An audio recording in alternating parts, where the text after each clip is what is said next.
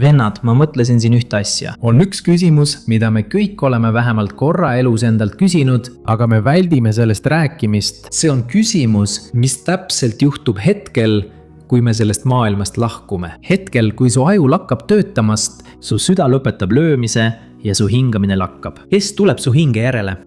Või õigemini, kas keegi üldse tuleb meie hinge järele?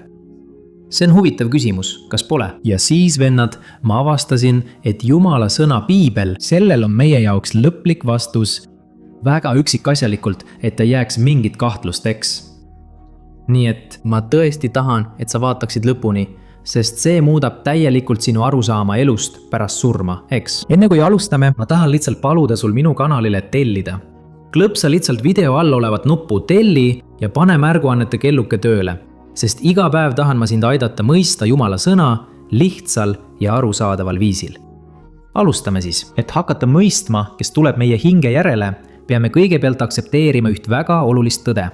Surm ei ole lõpp, eks. Neile, kes on Kristuses Jeesuses, surm on lihtsalt üleminek, eks ole. Aga neile, kes elasid Jumalast eemal, see on igavese lahusoleku algus.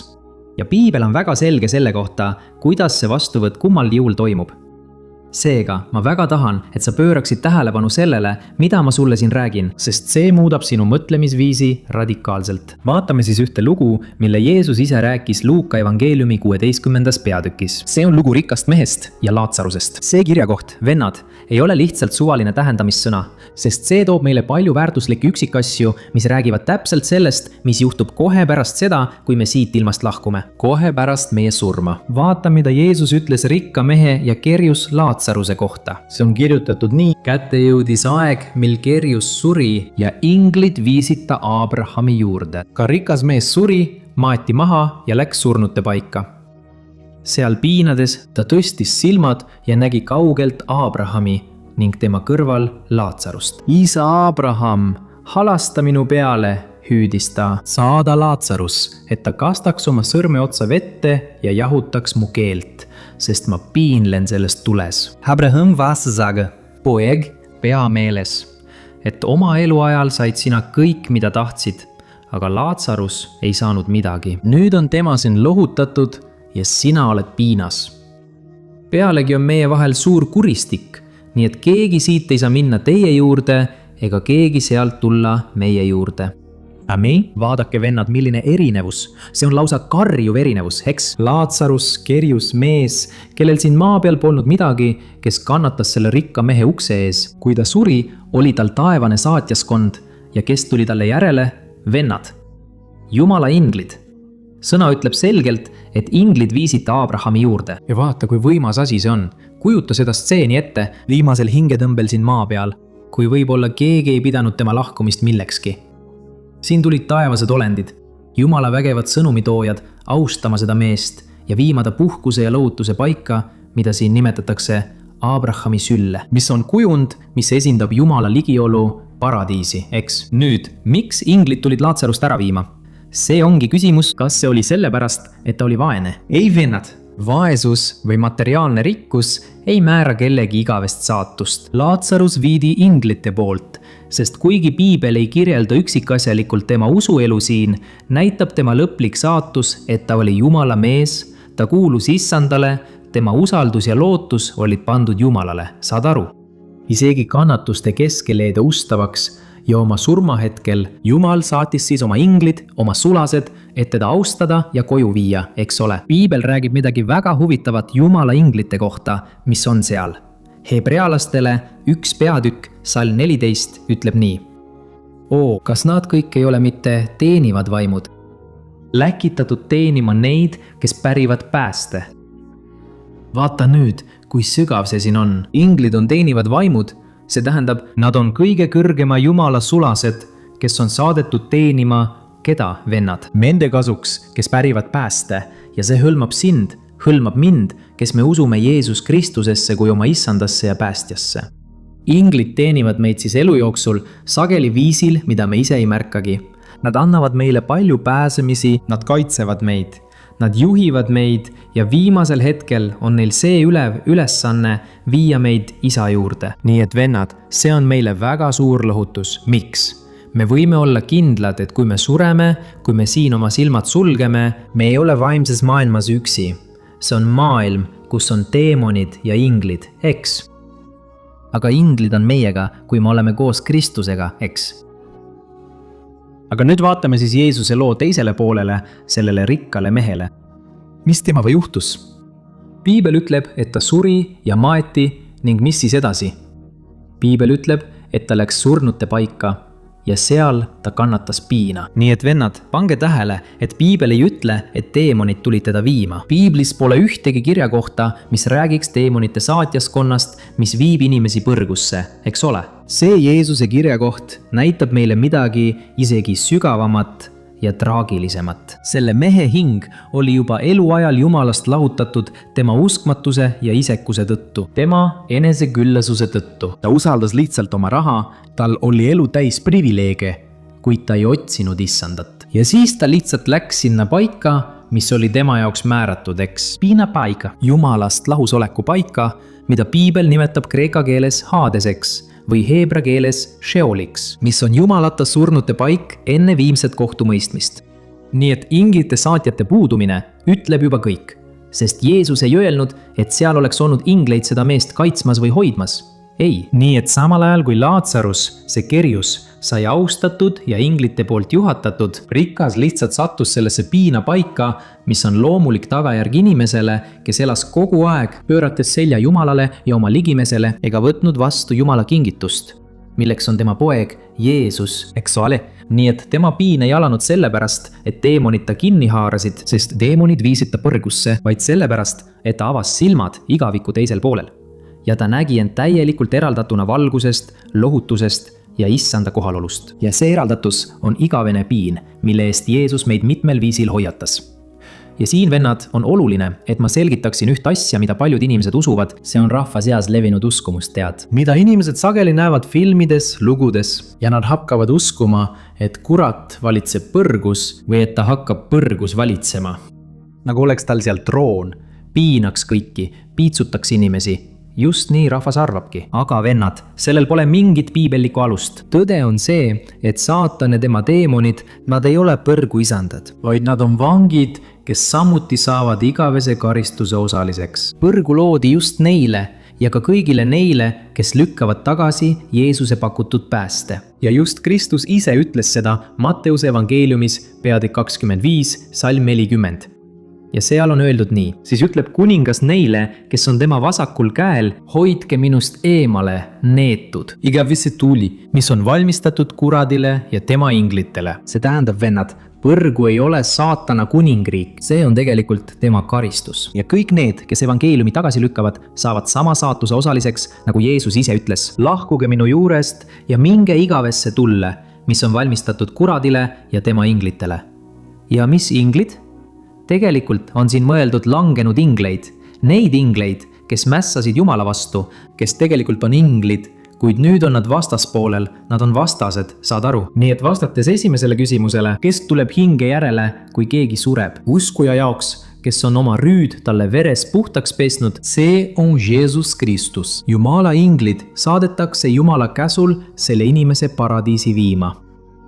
Aga jumalatu jaoks, see, kes on issanda armu tagasi lükanud ja elanud ainult iseendale. Piiblis ei mainita, et keegi tuleks talle järele, ei tule saatjaskonda, isegi mitte teemoneid. Tema hing on juba iseenesest täielikus patu hukkamõistus ja läheb ootama viimset kohtumõistmist.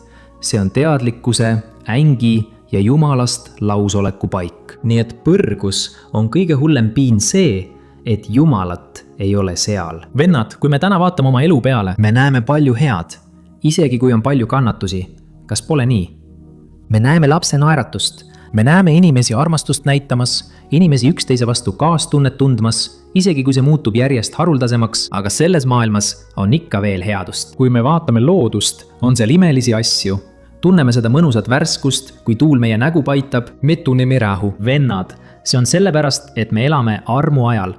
See on aeg, mil Jumal on selles maailmas, tema auhilgus on siin. Kuigi patt on seda maailma rüvetanud, kuigi kurat ikka veel segab ja kurat põhjustab inimestele palju kannatusi. nii et meil on ikka veel see võimaluseks. ja siin on üks väga huvitav ja tähelepanuväärne detail, millest võiksime rääkida, on see, et paljudel inimestel on see kujutluseks surmast, kapuutsiga kuju, kellel on vikat. Vennad, seda ei ole piiblis olemas, eks? See, mis tegelikult olemas on palju tõsisem ja lõplikum vaimne reaalsus. Kas meid võtavad vastu Jumala inglid igavesse auhiilgusse? Või peame me igavikuga silmitsi seisma issandast lahus oma enda elus tehtud valiku tõttu, eks? Ja siin tuleb minu arvates kõige olulisem küsimus. Kas me võin olla kindlad, et issanda inglid viivad meid paradiisi? Kas piisab sellest, kui me oleme lihtsalt head ja teeme heategevust, nagu võib-olla rikas kunagi tegi, kuid ilma südant Jumala poole pööramata? Või kas me peaksime igal pühapäeval kirikus käima? Vennad, uskumatu küll, aga mitte miski sellest ei taga iseenesest päästet. Ainus asi, mis tagab meie igavese saatuse Jumala kõrval, on meie usk Jeesusesse, Kristusesse ja tema lunastustöösse ristil. See tähendab, et me mõistame, et kõik meie seas, ilma ühegi erandita, me oleme sündinud patusena, nagu kuningas Taavet ütles psalmis 50. Ja seetõttu oleme me Jumalast lahutatud ning omaenda jõul ei suuda keegi taevasse jõuda. Keegi ei vääri seda, et inglid teda saadaksid. Keegi ei vääri seda, et omaenda jõul elada igavesti koos Jeesusega. Saad aru? Sellepärast ütlebki piibel roomlastele 3. peatükis salmis 23, et kõik on pattu teinud ja on Jumala kirkusest lahutatud. Ja siit tuleb üks murettekitav asi. See tähendab siis, et kui me oleme Jumalast lahutatud, siis oleme määratud sama saatuse osaliseks nagu selle loo rikas mees. Kas pole nii? Aga vennad, piibel ütleb, et Jumal oma lõpmatus halastuses ja armastuses saatis oma poja Jeesuse. Ta elas täiuslikku elu, suri ristil meie eest ja maksis meie pattude eest ning tõusis 3. päeval üles, võites surma. Aamen. Ja just tema pärast, ainult tema pärast võime meie saada päästetud. See ei ole meie enda teenete tõttu, see ei ole meie pingutuse ega meie heade tegude tõttu. Kas sa tead seda inimest, kes aitab kõiki? Ta ei aita isegi iseennast, ta hoolib ainult teistest. See on väga hea, vennad, aga see ei too päästet, sest keegi meist ei vääri seda. Meis oleva patu tõttu ei ole meil lubatud taevasse siseneda. Aga on üks salm, mis mulle väga meeldib. See on Efeslastele 2. peatükis salmid 8 ja 9. Vaata, mis siin on kirjutatud. Te olete päästetud armu läbi usu kaudu. See ei tule teist endist. See on Jumala kingitus. See ei ole tasu heade tegude eest, et keegi ei saaks kiidelda. Nii et vend, kokkuvõtteks, see on meie usk Jeesusesse, meie täielik pühendumine temale, mis viib meid üle pimeduse kuningriigist valguse kuningriiki. See on see, mis teeb meist päästepärijad. Kui öeldakse, et inglid teenivad neid, kes pärivad pääste, kas sa mõistad? See on see, mis annab meile kindluse, et kui me siit lahkume, me võime olla kindlad, veendunud, et me oleme koos Kristusega. See on nii tõsi, sest apostel Paulus ütles Filiplastele kirja 1. peatükis 23. salmis ütleb ta, et ta tundis end mõlemalt poolt survestatuna. Ühelt poolt tahtis ta lahkuda ja olla koos Kristusega, mis tema jaoks oli lõpmatult parem, ehk siis tal ei olnud surmahirmu. Miks? Sest ta teadis, mis teda teisel pool ootab, saad aru? Ta teadis, et surm on vaid värav selle issanda aulisse kohalolekusse, keda ta nii väga armastas ja teenis. Ja mäletad seda meest nimega Stefanos, kes oli kiriku esimene märter. Esimene mees, kes suri Jeesuse pärast. Piibel ütleb, et hetkel, kui teda kividega loobiti, suremas oma usu pärast, ta vaatas täis püha vaimu taevasse ja nägi Jumala au ning Jeesust isa paremal käel seismas. Siis ütles ta valju häälega, ma näen avatud taevast ja inimese poega Jumala paremal käel seismas. Vaadake, milline ülev nägemus, vennad, surma hetkel. Ma tunnistan teile, ma tahan seda nägemust kogeda. Ma tahan ülistada oma issandat, sest tema muutis minu elu siin maa peal. Ja ma tean, et ma olen koos temaga usu läbi, mitte oma pingutuse tõttu. Kas sa saad aru?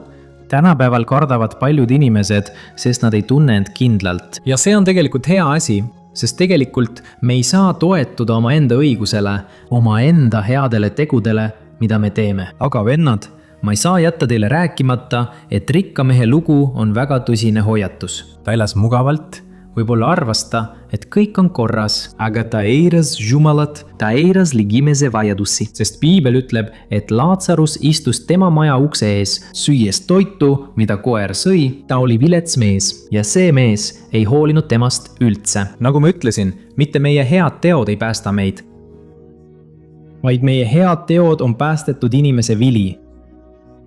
inimene, kes on muudetud, saad aru? Ja siis ütles Jeesus, et kui surm saabus, polnud ingleid, polnud lohutust, oli vaid see karm reaalsus lahusolekust ja igavesest piinast. Ja tead, mis on kõige traagilisem, vennad? Ta sai sellest liiga hilja aru, sest seal Hadeses tahtis ta oma vendi hoiatada.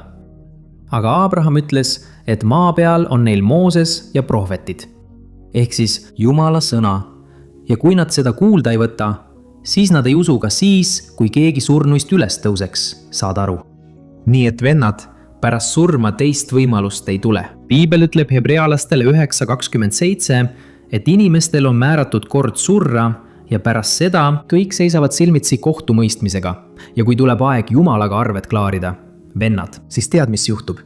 Jumal, ta näeb Jeesust meie elus ja Jeesus on meie advokaat. See tähendab, et tema kaitseb meie asja. Ja ta ütleb, mu isa, ma maksin selle sinu poja ja tütre pattude eest hinna. Ma valasin oma verd tema eest. Ta ei suutnud end päästa, aga mina surin risti peal tema asemel. Vennad, kui hea on, et Jeesus on meie kaitsja. Nii et ma loodan, et sa said sellest sõnumist aru ja tahan sulle veel ühte asja öelda. Ära eira Jumala kutseteks.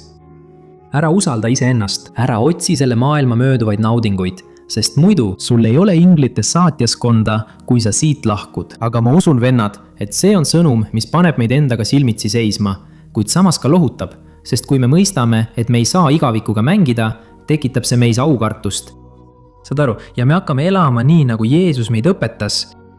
Siis me hakkame mõistma, et Jumal on hea, kõik mida ta teeb, on meie heaks. Isegi kannatused, vennad, sellel on tulevikus tasu.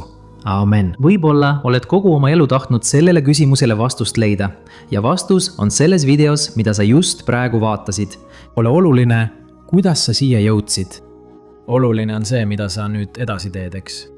Mõtle selle sõnumile järele, ära lase sellel mööda minna, nagu see oleks lihtsalt järjekordne, lase pühal vaimul su südamesse rääkida. Ja mina, kui pastor, tahan sulle esitada ühe viimase küsimuse, kui su elu lõpeks täna, just praegu, mõtle korraks, kas sul on absoluutne kindlus, kuhu su hing läheks. Sa tead, ilma igasuguse kahtluseta, kes tuleks sulle järele? Kas Jumala inglite saatjaskond või igavese lahusoleku üksildus? Kas sinu nimi on eluraamatus kirjas või kahtled sa selles? Ava siis oma süda, palu andestust oma pattude eest ja ütle välja uskudes oma südames. Ja ütle nii, issand Jeesus, anna mu patud andeks, kirjuta minu nimi eluraamatusse. Ma tunnistan, et ma ei saa ennast päästa. Ma olen patune. Ma olen ekslik ja ma ei saa oma heade tegude kaudu taevasse pääseda. Issand, ma palun siin ja praegu, et sa mind päästaksid, sest kui ma siit ilmast lahkun, ma tahan olla kindel, et olen sinuga rahus. Jeesuse nimel pane oma püha vaim minusse ja ma võtan nüüd vastu andestuse ja igavese pääste Kristuses Jeesuses. Suur tänu, issand, selle video ja selle võimaluse eest. Ma tänan sind Jeesuse nimel. Aamen.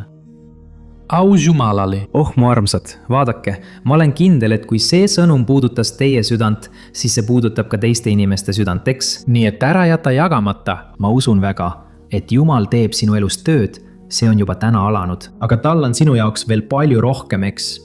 Ära jäta jagamata ja ma ootan sind järgmises videos. Jumal õnnistagu sind.